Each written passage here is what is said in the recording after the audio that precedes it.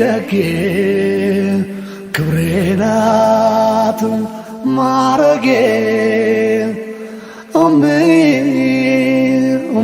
ሽታ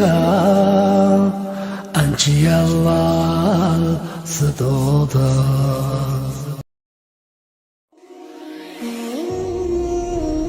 እንደ ተቅዋ ቀላል ነገር የለም። ለኛ ከበደን እንጂ እንደ ተቅዋ ቀላል ነገር የለም። በብዛት ሰዎችን ጀነት የሚያስገባውም ተቅዋ ነው። በብዛት ሰዎችን ጀነት የሚያስገባው የአላህ ፍራቻ። ነቢዩ በግልጽ ሐዲስ ተናግረዋል። በብዛት ሰዎችን ጀነት የሚያስገባው የአላህ ፍራቻና የሥነ ምግባር ማማር ነው ብለው ለቀብር ባልተቤቶች ተመኙ ቢባሉ ረመዳን ወር በቀኑ ክፍለ ጊዜ ላይ ብዙ ነገሮችን እየወደድክ እየፈለግክ እየናፈቅ ለአላህ ስትል ትተሃል። ከረመዳን በኋላም የሱራጥን መከራ አልፈህ ጀነት እስክትገባ ድረስ ዱንያ ላይ የተከለከልካቸው ነገሮችን ተከልከል። በየሀገሩ በየመንደሩ ያሉ ሰዎች አላህን ቢፈሩ ኖሮ ከሰማይ ከምድር በረከትን እናዘንብላቸው ነበር ይላል። አላህን ቢፈሩ ኖሮ ሪዝቃቸውን በረካ እናደርግላቸው ነበር። የተዘራው ፍሬያማ ምርታማ ይሆን ነበር። ዝናብ ጊዜውን ጠብቆ ይዘንብ ነበር። የተወለዱ ልጆች የተባረኩ ይሆኑ ነበር። ባለትዳሮች ትዳራቸው ያማረ ይሆን ነበር። አሰሪና ሰራተኛ ማይበዳደሉ ማይጨካከኑ ይሆኑ ነበር። አላህን መፍራት ሲጠፋ ግን ነገሮች ተቃራኒ ይሆናል። ሁሉም በአንድነት ወንድማማችን ብዙ ጊዜ ሰዎች ማድረግ ማይፈልጉትን ነገር ይከብዳል ይላል። ማድረግ የሚፈልጉትን ነገር ምንም አያስቆማቸውም ያደርጉታል። ስለዚህ ይከብዳል የሚባለው ብዙ ጊዜ ምንድነው? ማድረግ ማይፈልጉትን ነገር ወንጀልን መተው፣ ኸይር ስራ መስራት ካመኑበት ይቻላል። እንደሚቻል ረመዳን ላይ ታይቷል። ቀኑን ጾመን ብለን ማታ እየሰገድን አሽረል አዋኺር ሲመጣ ተሐጁድም እየጨመረን ተሐጁድ ስሰግድ አድሬያለሁ ብለን ሱቅም አንዘጋም። ጠዋት ወተን ሱቅ እየከፈተን ድርጅት ቢሮ እየገባን ከታመነበት ሁሉ ነገር ቀላል፣ ካልታመነበት ነው የሚከብደውና ብዙ ወንጀሎችን መተው ስለማንፈልግ ይከብዳል እንላለን። ብዙ ኸይር ስራ መስራት ስለማንፈልግ ይከብዳል እንላለን። መስራቱ አስፈላጊ ነው ብለን ስናመን ግን ወገባችንን አስረን እንሰራዋለን።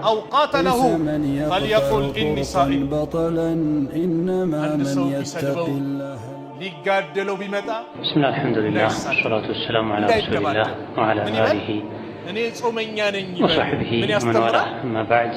ሰላሙ ዐለይኩም ወረሕመቱላሂ ወበረካቱህ። የጾም ዓላማው ራሱ አላህ ቁርአን ላይ ሲገልጽ ያዘዛቸውና የከለከላቸው ነገሮችን በሙሉ ራሱን የቻለ ምስጢርና ዓላማ ግብ አላቸው። ለዚህ ነው በርካታ የቁርአን አንቀጾች መዝጊያቸው ላይ ዐዚዝ ሐኪም የሚሉ የአላህን ተባረከ ወተዓላ ስሞችና ባህሪዎችን እናገኛለን። አላህ በሚወስነው ውሳኔ ሁሉ ጥበበኛ ነው። ያለ አንዳች ምክንያት አንድ ነገር አያዝም። ያለ አንዳች ምክንያት አንድ ነገር አይከለክልም። ተቅዋ ከሌለው ባዶ ነው። አማኝ አንድ ነገር አላህ ከልክሏል ሲባል ደስ ያለው ይተዋል። አንድ ነገር አላህ አዟል ሲባል ደስ ያለው ያደርጋል። የከበደው ሳይሆን የተሰላቸ ሳይሆን። ለዚህ ነው በዚህ መልኩ ትልቅ ምስጢርና ጥበብ ካላቸው ዒባዳዎች ዝንጋጌዎች አንዱ ጾም ነው።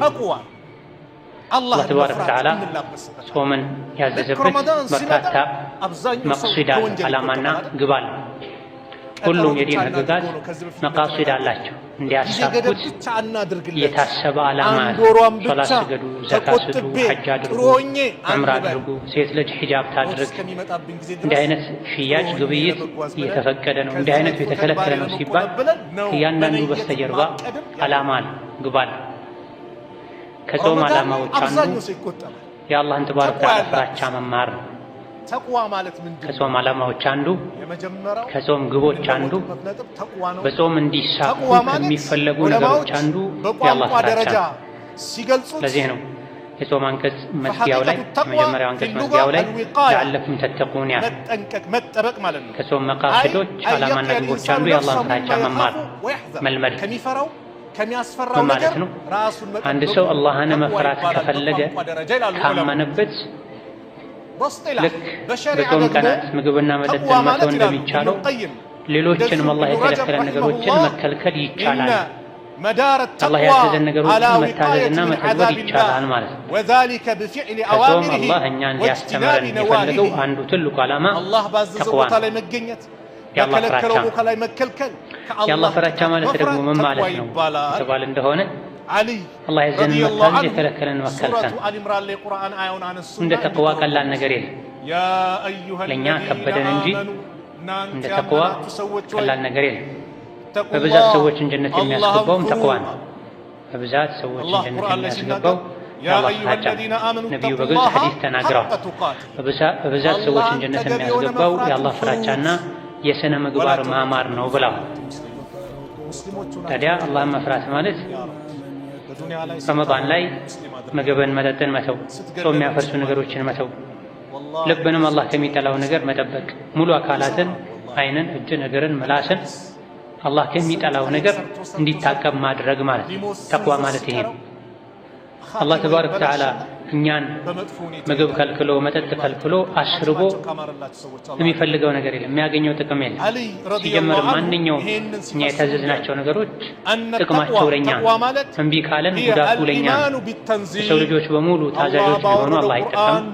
የሰው ልጆች በሙሉ አመፀኞች እምቢ ባዮች ቢሆኑ አላህ አይጎዳም። ኢነማ በግዩኩም ዐላ አንፉሲኩም። የሰው ልጆች ሆይ እምቢ ብትሉ ወሰን ብታልፉ እምቢ የማለታችሁ ወሰን የማለፋችሁ ጉዳት እናንተው ላይ ነው። መልካም ብትሰሩም ደግሞ ኢን አሕሰንቱም አሕሰንቱም ሊአንፉሲኩም። ጥሩ ስራ ብትሰሩ ጥሩ ሰው ብትሆኑ ጥቅሙ ለራሳችሁ። መጥፎ ስራ ብትሰሩ ብታምፁ ብትደርቁ ጉዳቱ ለራሳችሁ ነው። ወላሁ ሁወል ገኒዩል ሐሚድ። ጌታ አላህ ገኒይ ነው፣ ከሁሉ የተብቃቃ። የሰው ልጆች ሁሉ እንደ ነቢዩ ሙሐመድ እንደ መላኢኮች ታዛዥ ቢሆኑ የአላህ ስልጣኑ አይጨምርም፣ የሚጠቀመው ነገር የለም። የሰው ልጆች በሙሉ እንደ ፊርዓውን፣ እንደ አቡ ጀህል፣ እንደ ኢብሊስ እምቢ ባዮች ደረቆች ቢሆኑ አላህ ምንም አይጎዳም። የሰው ልጆች ግን ታዛዥ ሲሆኑ አላህ ሲፈሩ ሸሪዓን ሲያከብሩ ዱንያ አኼራቸው ያምራል፣ ይስተካከላል፣ ሕይወታቸው የተረጋጋ ይሆናል። አኼራ ላይ ከጀሃነም እሳት ነው ጀነት ይገባል። ሻሂድ ከጾም ዓላማ አንዱ የአላህን ፍራቻ ማረጋገጥ፣ ማስገኘት፣ ማስተማር የተፈለገ። ጾም ማለት የታዘዙትን መስራት የተከለከሉትን መተው ነው ብለናል። ጾመኛ ምግብን ተከልክሏል፣ መጠጥን ተከልክሏል፣ ይተዋል። ርቦት የበላም እንኳ ፈጅር አዛን ከሰማ ያቆማል። ቀኑን ሙሉ ምግብ እያማረው እየሸተተው ውሃ እየናፈቀው አላህን ፈርቶ ይተዋል።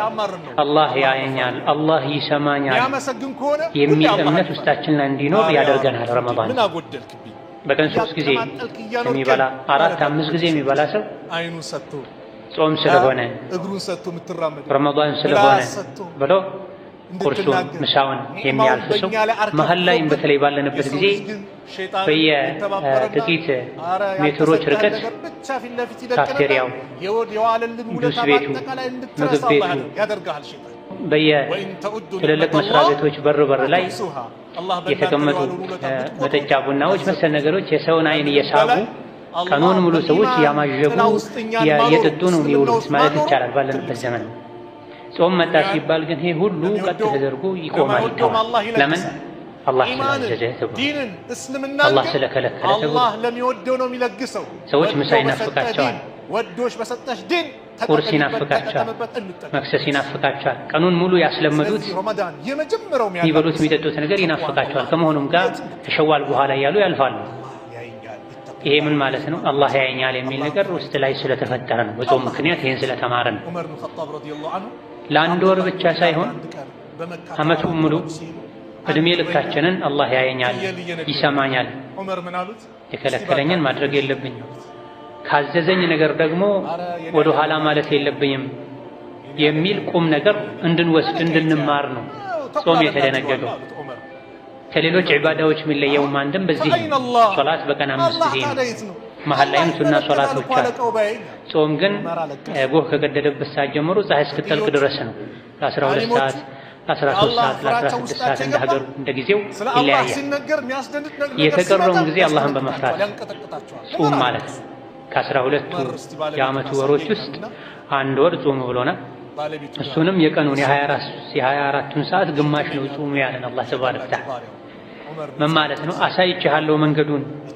መዳን የምትፈልግ ከሆነ ቀሪ ወሮችን ቀሪ ሰዓቶችን በዚህ መልኩ አላህን ፍራ ማለት ነው። ፈጅር አዳን ሲል ፀሐይ እስክትጠልቅ ድረስ ባለው ምግብ ይከለከላል፣ መጠጥ ይከለከላል፣ ግንኙነት ይከለከላል። ከዛ በኋላ ሰው ሁሉም ይፈቀዳል ከቀጣዩ ሰዓት ድረስ። ጠቅላላ ዱንያን እንደ ረመዳን ወር አድርጋት ማለት ነው መልእክቱ። ጠቅላላ ዱንያን ህይወትህን እድሜህን እንደ ረመዳን ወር አድርግ። ረመዳን ወር በቀኑ ክፍለ ጊዜ ላይ ብዙ ነገሮችን እየወደድክ እየፈለግክ እየናፈክ ለአላህ ስትል ትተሃል። ከረመዳን በኋላም የስራጥን መከራ አልፈህ ጀነት እስክትገባ ድረስ ዱንያ ላይ የተከለከልካቸው ነገሮችን ተከልከል። ይሄ ደርስ ከረመዳን ልንማር ይገባል። ይሄ ከገባን ህይወታችን በሙሉ ረመዳን መሆን ይችላል። ይህ ካልገባን ግን ረመዳን ለ30 ለ29 ቀን ብቻ አስሮ ይለቀናል። ታስረን ስንለቀቅ በ29 በ30 ቀኖች የተከለከልናቸው ነገሮችን ቀዷ ማውጣት በሚመስል መልኩ ሰዎች ወደ ወንጀል እየተንጋጉ ይሄዳል። ይህ እንዳይሆን ጹሙ ተብላችሁ ታዛችኋል አላህን ትፈሩ ዘንዳ። ጾም ስሜትን ይሰብራል፣ ይቆጣጠራል። ስሜት ደግሞ የወንጀሎች ሁሉ መነሻ እሱ ነው። ስሜት መጥፎ ፍላጎት የወንጀሎች ሁሉ መነሻቸው እሱ። ለዝሙት የሚያነሳሳው፣ ሰውን ለመግደል የሚያነሳሳው፣ የሰው ገንዘብ ለመቀማት የሚያነሳሳው መጥፎ ስሜት ነው፣ መጥፎ ፍላጎት ነው። የሰው ልጅ ሲጾም ጾም ስሜቱን ይገራው፣ ያስተካክለዋል፣ አደብ እንዲኖረው ያደርጋል። ከዚህ ነው የአቡ ኡማማ ሐዲስ ላይ ነሳኢ ሌሎችም እንደዘገቡት ነቢዩ ዓለይሂ ሰላቱ ወሰላም አደራህን ጾምን አብዛ፣ ጾምን የሚያክል ጾምን የሚስተካከል ዒባዳ የለም ብላ። ከምን አንጻር? የአላህን ፍራቻ ከማስተማር አንጻር፣ ስሜትን ከመግራት አንጻር፣ አጅርን ከማብዛት አንጻር፣ ጠባይን ከማስተካከል አንጻር ጾምን የሚያክል ዒባዳ የለም ተብሏል። ነገር ግን ይሄ ትክክለኛ ጾም ሲሆን አላህን የምንፈራበት ጾም ሲሆን ግን አላህን መፍራት በቃላችን እንደምንለው ብቻ እንዳልሆነም ረመዳን ያስተምረናል። ተግባር ነው አላህን መፍራት ማለት። አንድ ሰው አላህን የሚፈራ ከሆነ መስረቅን፣ መዋሸትን፣ ማታለልን፣ ማጭበርበርን፣ ለሰው ሸር ማሰብን ማቆም አለበት። ረመዳን ላይ አላህን ፈርቶ ምግብ እንደተወ መጠጥን እንደተወ ማለት። አላህን መፍራት ካፋችን ሲወጣ ቀላል ቃል ሊሆን ይችላል። ነገር ግን አላህ ዘንድ ያለው ቦታ እጅግ በጣም ከፍ ያለ ነው። የሚድኑት የቂያም ቀን አላህን የፈሩ ሰዎች ናቸው። ስራጥን በሰላም የሚሻገሩት አላህን የፈሩ ሰዎች ናቸው። እዚህ ዱንያ ላይ የሰሩት መልካም ስራ የሚጠቅማቸው አኼራ ላይ አጅሩን የሚያገኙት ዱንያ ላይ አላህን የፈሩ ሰዎች ናቸው። ካልሆነ በአንድ በኩል መልካም ስራ ብንሰራ አላህን ማንፈራ ከሆነ በሌላ በኩል የመልካም ስራውን ዋጋ እናጠዋለን። ስንነግድ ምንዋሽ ምናታለን ምናጭበረብር ከሆነ ባልና ሚስት በትዳር ህይወታቸው አንዱ የሌላኛውን ሐቅ ሆን ብሎ የሚያጎድል ከሆነ ወላጅ ልጆቹን ማይከታተል ማይቆጣጠር አደብን ዲንን ማያስተምር ከሆነ ልጆችም ወላጆቻቸውን ማይታዘዙ ማያከብሩ ከሆነ የአላህ ተባረከ ወተዓላ ፍራቻ የለም። በአንድ በኩል መስገዱ፣ መጾሙ፣ ሰደቃ መስጠቱ በሌላ በኩል የምናጠፋው ጥፋት ዋጋ እንዲያጣ ያደርጋል። በሁሉ ነገር ግን አላህን ስንፈራ ዱንያም አኼራችንም ያማረ ይሆናል። ለዚህም ነው የተለያዩ የቁርአን አንቀጾች ላይ አላህን በመፍራት የዱንያም የአኼራም ህይወት እንደሚያምር አላህ ነግሮናል። ወለው አነ አህለል ቁራ አመኑ ወተቀው፣ በየሀገሩ በየመንደሩ ያሉ ሰዎች አላህን ቢፈሩ ኖሮ ከሰማይ ከምድር በረከትን እናዘንብላቸው ነበር ይላል። አላህን ቢፈሩ ኖሮ ርዝቃቸውን በረካ እናደርግላቸው ነበር። የተዘራው ፍሬያማ ምርታማ ይሆን ነበር። ዝናብ ጊዜውን ጠብቆ ይዘንብ ነበር። የተወለዱ ልጆች የተባረኩ ይሆኑ ነበር። ባለትዳሮች ትዳራቸው ያማረ ይሆን ነበር። አሰሪና ሰራተኛ ማይበዳደሉ ማይጨካከኑ ይሆኑ ነበር። አላህን መፍራት ሲጠፋ ግን ነገሮች ተቃራኒ ይሆናል። ባል ሚስቱን ይበድላል፣ ሚስት ባሏን ታስቸግራለች። ወላጆች ለልጃቸው አይጨነቁም፣ ልጆች ወላጆቻቸውን አያከብሩም። ጎረቤትን ያስቸግራል። አሰሪ ሰራተኛውን ይበድላል። ሰራተኛ ለአሰሪው ቃሉን አይጠብቅም። ምድር በሙሉ የምትበላሸው የአላህ ፍራቻ ሲጠፋ። የአላህ ፍራቻ ሲኖርሳ እቺ ዱንያ ራሷ ከአኼራው ጀነት በፊት ጀነት መሆን ይችላል። የአላህ ፍራቻ ሲኖር እውነተኛው ትክክለኛ ከልብ የመነጨው ያፉ ብቻ ሳይሆን ጊዜያዊው ሳይሆን ትክክለኛው አላህ የሚፈልገው አይነት የአላህ ፍራቻ ውስጣችን ላይ ቢኖር እቺ ዱንያ ራሷ ከአኼራው በፊት ጀነት መሆን ትችላለች። አላህን መፍራት የተዉ ሰዎች የጀሃነም እሳት እንደሚለበልባቸው ሁሉ እዚህ ዱንያ ላይ አላህን መፍራት ስንተው ወይም ሲያንሰን የአላህ መፍራታችን ሲቀንስ ህይወታችን ይበላሽ። በእንደዚህ አላህን ስንፈራሳ ኢማናችን በቂ ሲሆንሳ ነገሮች ሁሉ ያምራሉ፣ ይስተካከላሉ። ትንሽ ተበልቶ መጥገብ ይቻላል። በህይወት ደስተኛ መሆን መረጋጋት ይቻላል። الذين آمنوا وتطمئن قلوبهم بذكر الله ألا بذكر الله تطمئن القلوب እንደተባለ ጾም ብዙ ግቦች አሉት። አለፍ ያለን አንዳንዶችን እናነሳለን። የዛሬው ግን መልእክታችን ዋናው የጾም ሚስጥሮች ሁሉ ቁልፍ የሆነው የጾም ዓላማ የጾም መልእክት አላህን መፍራት። ከጾመኞች ሁሉ በላጩ ማን ነው ከተባለ ጾመኛ ሆኖ ይበልጥ አላህን የሚፈራ ነው። ሐጅ ከሚያደርጉ ሰዎች ሁሉ ከሑጃጆች ሁሉ በላጩ አላህ ዘንድ ምርጡ ማን ነው ከተባለ ሐጁ ላይ አላህን የሚፈራ ሰው ነው።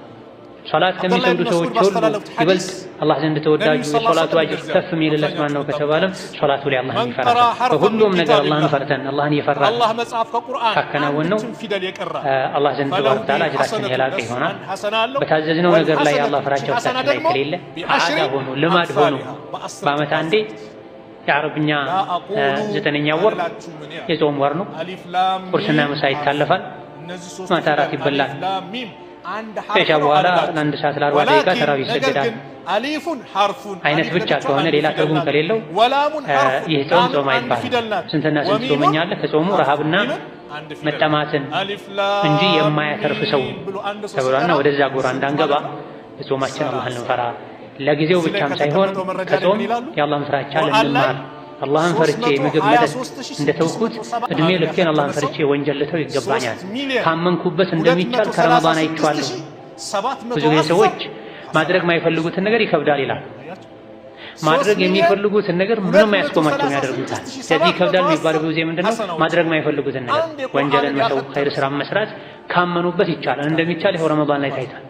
ቀኑን ጾመን ውለን ማታ እየሰገድን አሽረል አዋኺር ሲመጣ ተሐጁድም እየጨመርን ተሐጁድ ስሰግድ አድሬያለሁ ብለን ሱቅም አንዘጋም። ጠዋት ወተን ሱቅ እየከፈትን ድርጅት ቢሮ እየገባን ከታመነበት ሁሉ ነገር ቀላል፣ ካልታመነበት ነው የሚከብደውና ብዙ ወንጀሎችን መተው ስለማንፈልግ ይከብዳል። ብዙ ኸይር ስራ መስራት ስለማንፈልግ ይከብዳል እንላለን። መስራቱ አስፈላጊ ነው ብለን ስናመን ግን ወገባችንን አስረን እንሰራዋለን። ስለዚህ በዲን ጠንካራ መሆን፣ ሙእምን መሆን፣ አላህ የሚፈራ ሰው መሆን ከታሰበበት ከታመነበት እንደሚቻል ረመዳን አስተምሮናል። ትምህርቱ ግን ለአንድ ወር መሆን የለበትም፣ ለእድሜ ልክ ሊሆን ይገባል። አላህ ተባረከ ወተዓላ በሁሉም ነገር በሁሉም ቦታ ላይ እሱን ከሚፈሩ ባሮቹ አላህ ያድርገን። ወቢላሂ ተውፊቅ። ወሰላሙ አለይኩም ወረሕመቱላሂ ወበረካቱህ። አኽላቅ ስነ ምግባር እንድትላበስ ያደርጋል። ለዚህ ነው ዑለማዎቹ ሲራ ኪታብ ላይ ሲጠቅሱ አላህ ረመዳንን በሂጅራ 2ኛው ዓመት ላይ ግዴታ አደረገው አሉ። ስለ ረመዳን ሒክማ ሲናገሩ ወፊ ሸህሪ ሸዕባን አውጀበ ላሁ ሶመ ረመዳን አለል ሙስሊሚን፣ አላህ በሙስሊሞች ላይ ረመዳንን ግዴታ አደረገ። ለምን?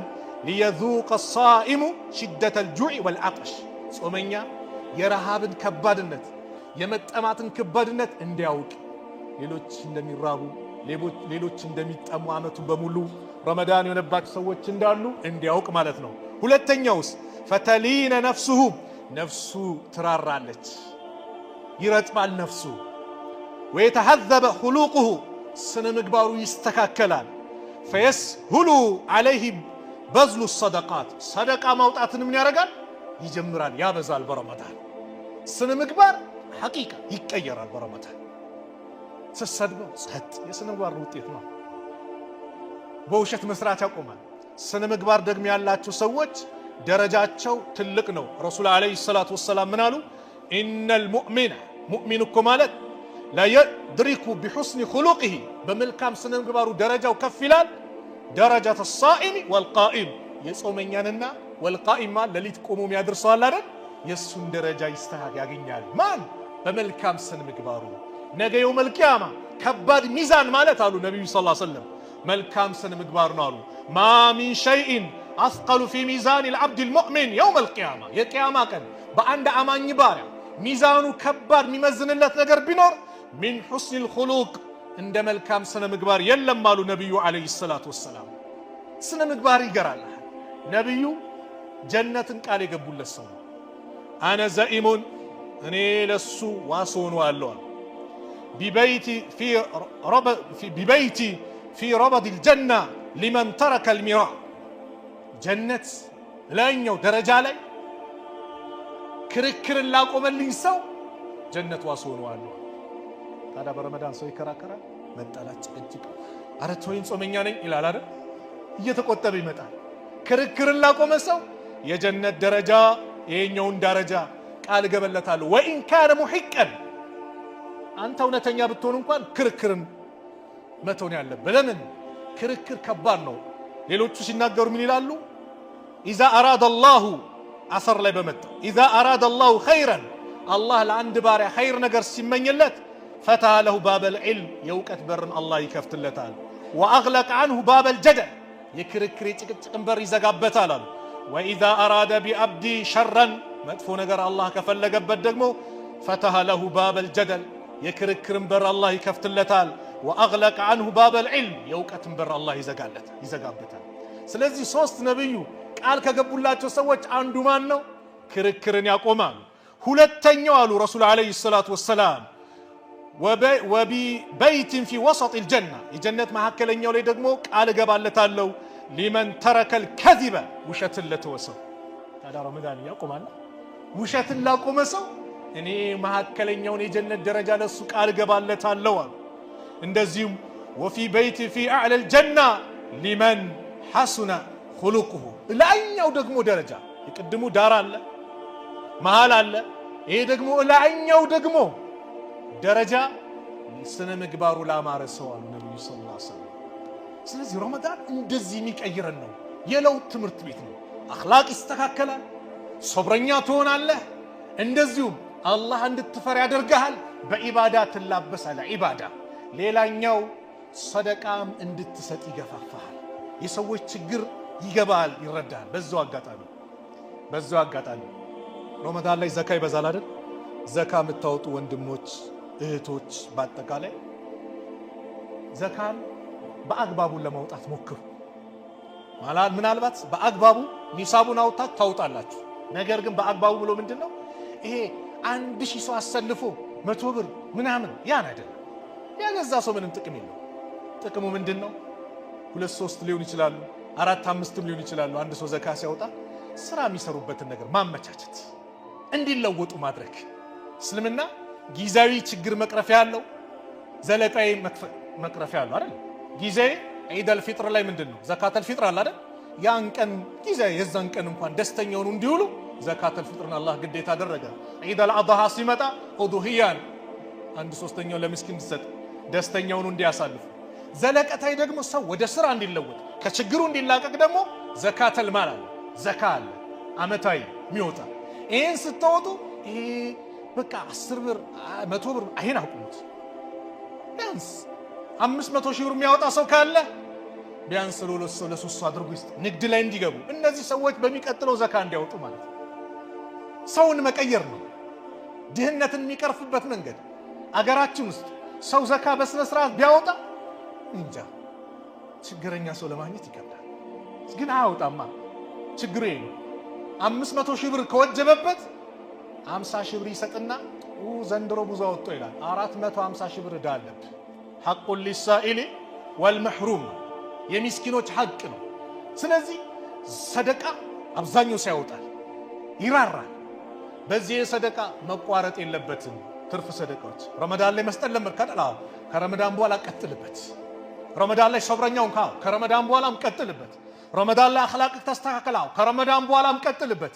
ረመዳን ላይ ተቂይ አላህን ፈርታላው ከረመዳን በኋላም ቀጥልበት። እስቲቃማ ጽናት የሚባለው ነገር ስኬት ሊመጣ የሚችለው መጨረሻው ሲያምር ነው።